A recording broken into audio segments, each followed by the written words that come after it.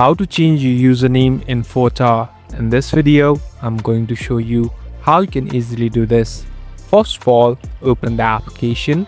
Now, here on the right bottom, you can see a profile icon. Simply tap on your profile icon, and here on the top, you can see your profile section. Simply tap on it. So this is the place where you can easily edit your profile. Here on the right top, tap on edit profile, and here there's the section of your name. Simply tap on it. Now you can easily erase and modify as you like. So you can enter the name that you want. At last, here on the right top, tap on done, and you're all set to go.